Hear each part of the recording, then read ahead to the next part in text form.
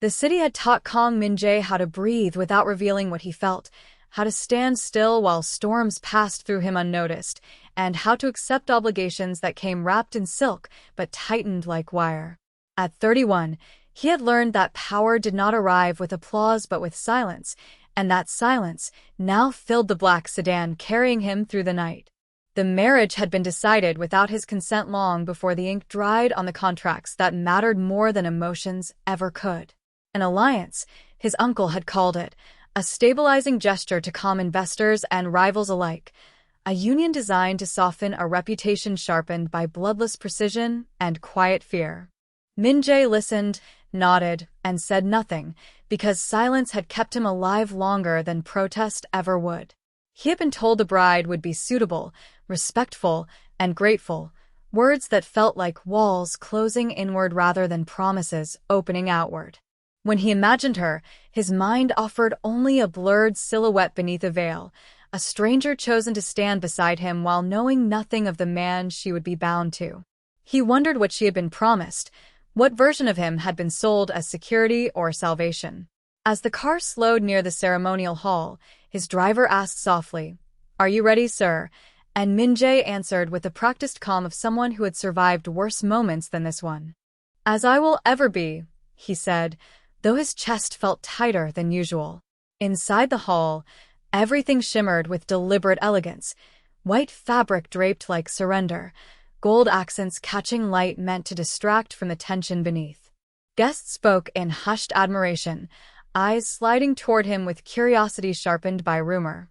His mother stood nearby, composed and distant, her approval measured rather than warm, and his uncle smiled with the satisfaction of a man arranging pieces on a board he believed he controlled. When Min-jae reached the altar, he kept his gaze forward, refusing to search for meaning in the faceless future awaiting him. The officiant's voice flowed steadily, rehearsed and hollow, until the moment arrived that could no longer be delayed. The bride stepped forward, her presence announced by a subtle shift in the room's attention, and Min-jae felt an unfamiliar hesitation ripple through him. He told himself it was nothing, that anticipation was merely another form of impatience, but when the veil was lifted, the world did not simply change, it stopped. The woman before him was not the indistinct figure he had imagined, but someone impossibly real, her dark skin glowing beneath the lights, her eyes steady and unafraid as they met his. Amani Okoye did not look grateful or submissive, nor did she look afraid. She looked present, fully and undeniably present, and Min-jae felt his breath catch in a way discipline could not immediately correct.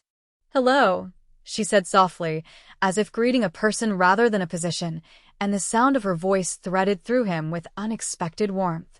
He realized, in that suspended instant, that this was no longer a transaction unfolding as planned, and that whatever was beginning would not be as simple as obedience or resistance.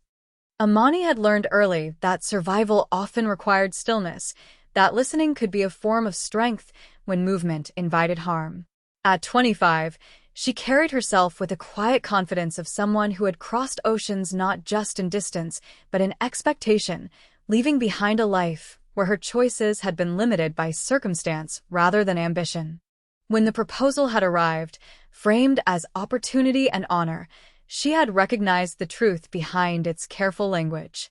Her family's debts would vanish, her siblings would receive educations they could only dream of, and she would become the wife of a powerful man whose world promised protection at the cost of autonomy. She had agreed not because she was blind to the danger, but because she understood leverage when she saw it. Standing at the altar, she felt the weight of countless eyes assessing her worth, measuring how well she fit into a story they believed already written. Yet when Min-jae looked at her, there was something in his expression that unsettled her expectations. He did not leer or dismiss her with polite indifference, nor did he assert ownership through dominance disguised as courtesy. He looked startled, almost disarmed, as if he too had been unprepared for the reality of her presence. As the ceremony continued, their hands were guided together, his palm warm and steady despite the tension she sensed beneath his calm exterior. She leaned closer when required, whispering the responses she had practiced, and noticed how his shoulders relaxed slightly at her proximity, a subtle shift that did not escape her attention. "You seem surprised," she murmured during a pause meant for silence, testing the boundaries of this fragile arrangement. He hesitated before answering, his voice low enough that only she could hear. "I was told many things," he admitted, "but none of them prepared me for you." The honesty in his words, unpolished and unexpected, sparked something cautious within her. She smiled faintly, not as performance but as acknowledgement, and replied, "I was told you would not look at me like a person." His gaze sharpened with interest, and for the first time since she had arrived in this country, Amani felt a flicker of possibility rather than resignation. When the officiant pronounced them bound, applause filled the hall, yet the sound felt distant, as though the real moment existed only in the quiet exchange between them. As they turned to face the guests, Min-jae leaned slightly toward her and said, "Whatever they expect from us, we will decide how this truly looks." She met his eyes, searching for deception, and finding instead a guarded sincerity that mirrored her own. "Then we should start by being honest," she replied, and he nodded, a small gesture that felt like the first step onto uncertain ground they would have to navigate together. The reception unfolded with all the expected grandeur, yet beneath the polished surface, Min-jae sensed a shift he could not ignore. Amani moved through the room with composed grace, greeting elders with respect while refusing to shrink herself into invisibility. She asked questions, listened attentively, and when she spoke, it was with a clarity that commanded attention without demanding it. He watched from a distance, noting how his associates reacted to her presence, some with surprise, others with thinly veiled calculation. When she finally joined him at the table reserved for appearances, he leaned closer and said quietly, "You do not behave like someone afraid." She sipped her drink before answering, her voice calm and steady. "Fear does not disappear because circumstances change," she said. "It just learns when to speak." Her words lingered with him, echoing truths he had buried beneath years of obligation. Later, as tradition required them to retreat briefly from the crowd, they found themselves alone in a quiet room overlooking the city's lights. The silence between them was heavy but not hostile, filled with questions neither yet knew how to ask. Min-jae removed his jacket, setting it aside as if shedding a layer of armor, and said, "I do not expect affection, only cooperation." Amani studied him, noting the fatigue beneath his composure, the restraint that seemed less like arrogance and more like survival. "I do not give affection where there is no respect," she replied, "but I will not pretend indifference if something grows." He considered her words, then allowed himself a rare, genuine smile. "That seems fair," he said, and in that moment, the arrangement began to resemble a partnership rather than a prison.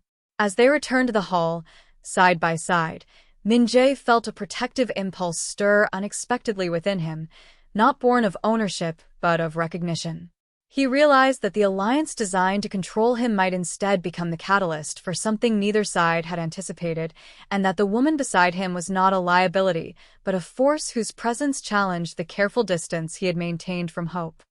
In the days that followed, their shared life unfolded cautiously, each interaction layered with unspoken negotiation.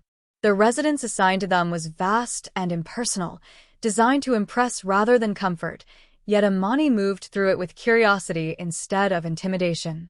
She asked about the art on the walls, the history of the space, and the routines Min-jae followed with almost ritual precision. He answered where he could, deflecting when questions brushed too close to dangerous truths, yet finding himself more open than he had expected. One evening, as they sat across from each other sharing a quiet meal, she asked, "Do you ever regret the path you were placed on?" And he paused, chopsticks suspended midair. "Regret implies choice," he said finally. "And I learned early that some paths are decided before you can walk." She nodded, understanding more than he had intended to reveal, and replied, "I believe choice still exists, even when options are limited." Her conviction unsettled him, not because it was naive, but because it hinted at a freedom he had long dismissed as illusion. When threats emerged, subtle and coded, Min-jae's instincts sharpened, his attention narrowing around Amani's safety in ways that surprised even himself. He assigned additional security without explaining why, watched how rivals' gazes lingered on her, and positioned himself between her and potential danger with quiet insistence. One night, after an incident that left tension humming through the household, she confronted him gently but firmly. "You do not need to shield me from everything," she said, meeting his eyes without flinching.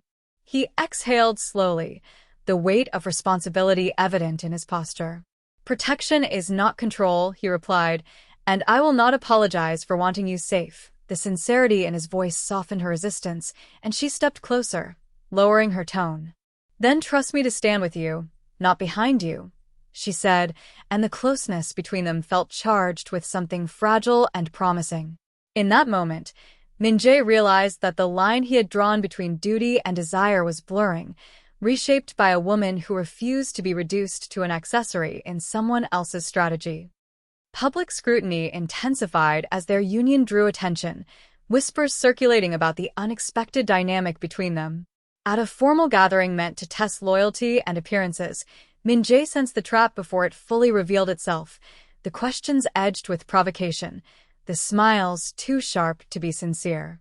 When an influential figure remarked loudly on Amani's origins, framing curiosity as condescension, Min-jae felt anger flare beneath his controlled exterior. Before he could respond, Amani spoke, her voice calm but unyielding. "I come from a place where strength is measured by resilience, not by proximity to power," she said, her gaze unwavering. The room stilled, and Min-jae placed a hand at her back, a deliberate gesture of alignment that spoke louder than any words. "My wife's strength is precisely why she stands beside me," he added, his tone final. The confrontation passed, but its impact lingered, reshaping perceptions and solidifying their unspoken bond. Later, alone once more, Amani turned to him and asked softly, "Why did you defend me so openly?" He did not hesitate. "Because respect, once given, cannot be retracted without losing oneself," he said, and she reached for his hand, squeezing it gently in a way that felt both intimate and affirming. As the city lights shimmered beyond the windows, Min-jae understood that the marriage he had braced himself to endure was becoming something else entirely, a connection forged not by obligation alone but by mutual recognition and a growing, undeniable pull that neither of them could ignore. The space between them began to feel charged in ways Min-jae could no longer dismiss as coincidence or circumstance. It was there in the way his gaze lingered on Amani when she was unaware of it, in the quiet pull he felt whenever she entered a room, as though the world subtly realigned itself around her presence.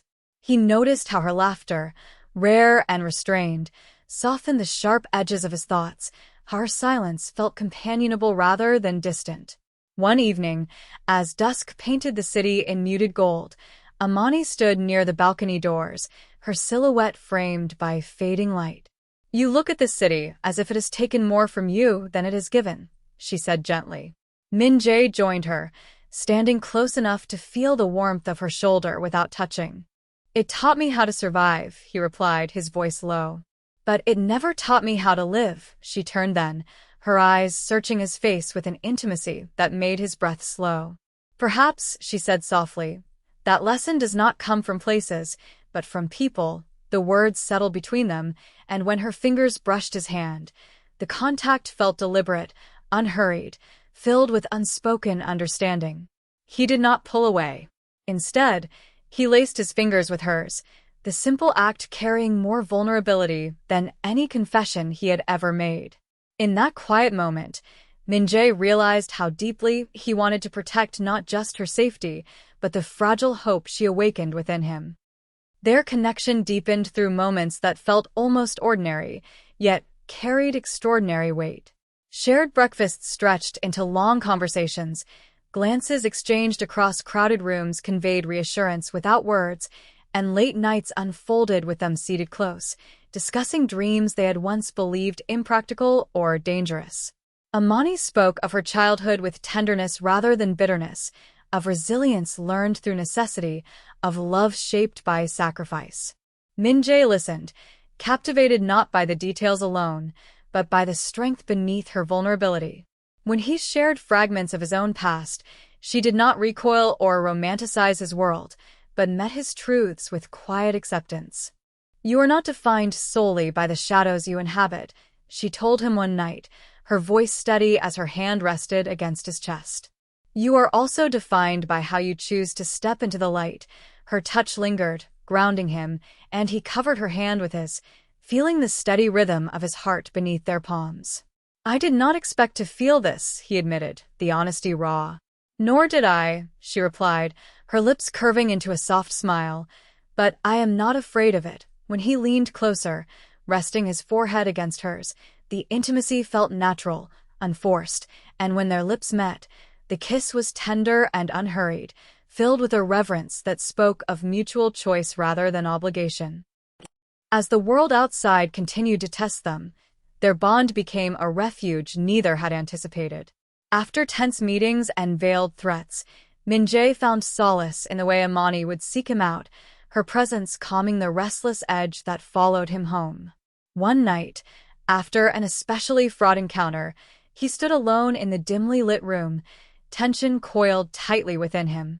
Amani approached quietly, her arms wrapping around him from behind, her cheek resting against his back. "You do not have to carry everything alone," she whispered. He exhaled slowly, allowing himself to lean into her embrace, the release almost overwhelming. Turning to face her, he cupped her face gently, his thumb brushing along her cheek, as if memorizing the curve. "I never thought someone could make this life feel less heavy," he said, his voice barely above a murmur. Her eyes softened, shining with emotion. "And I never thought I would find tenderness where I expected only distance," she replied. He kissed her then with a depth that surprised them both, the connection intense yet careful, as if they were discovering each other layer by layer. When they finally pulled apart, he rested his forehead against hers, their breaths mingling. "Stay with me," he said, not as a command, but as a plea shaped by hope. "I am here," she answered simply, and the certainty in her voice anchored him more firmly than any oath ever could. Public perception shifted as their unity became undeniable, yet it was in private moments that their romance truly flourished. They learned each other's rhythms, the quiet comfort of shared silence, the reassurance found in small gestures that spoke volumes. Min-jae began to imagine a future not merely endured, but desired, one where love did not weaken his resolve, but sharpened it with purpose. Amani, sensing the transformation, encouraged him without pressure, reminding him that love could coexist with strength. "What we choose each other for matters," she said one evening, her hand entwined with his. Not what others intended. When he looked at her then, he saw not just the woman he had married, but the partner he had chosen, the one who had slipped past his defenses and settled into his heart with quiet inevitability. "I choose you," he said, the words unadorned but profound.